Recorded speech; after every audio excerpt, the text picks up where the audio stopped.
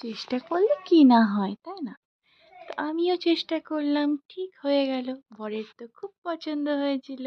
তো চলো, বাটার পনির বানানোর জন্য কি কি লাগে তোমরা দেখে নাও। প্রথমে মিক্সি ব্লেন্ডারে নিয়ে নেবে একটা পেঁয়াজ, টমেটো একটা, কাঁচা লঙ্কা, 1 চামচ পোস্ত, 4-5টা কাজু বাদাম, আদা কুচি দেবে অল্প, রসুন কুচি, ব্যাস ব্লেন্ড করে নেবে।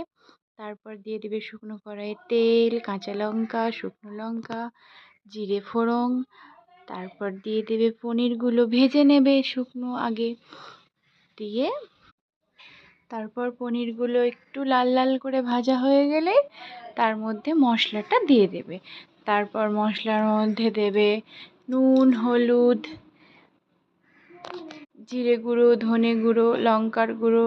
আমি লঙ্কার গুঁড়োটা স্কিপ করে গেছি, তোমরা ঝাল চাইলে দিতে পারো।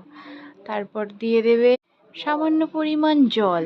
এতে জলটা দেখা যাচ্ছে না, তো তোমরা দিতেও পারো, না দিতেও পারো। তারপর একটু ভালো করে মশলাটা ভেজে নেবে।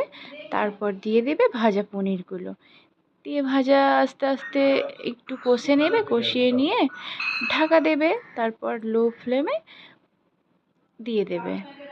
তারপর একটু 15 মিনিট মতো হালকা আঁচে ফুটতে দেবে। তারপর তোমরা ঢাকাটা খুলে একটু চিনি ছড়িয়ে দেবে। সামান্য পরিমাণে একটু ঘিও দিতে পারো, আমি দিইনি, না চাইলে নাও দিতে পারো। তারপর নেড়ে চেড়ে গরম গরম পরিবেশন করবে। ভাত, রুটি, যার সঙ্গে ইচ্ছে খেতে পারো। একদম সিম্পল খাবার, আমাদের মতো ল্যাদকড়দের জন্য এগুলো তো বেস্ট।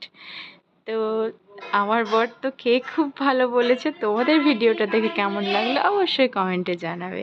তো চলো, আবার আসবো নতুন ভিডিও নিয়ে। আজকের মতো টাটা, বাই। সবাই ভালো থেকো, সুস্থ থেকো। শুভ বিজয় সকলকে।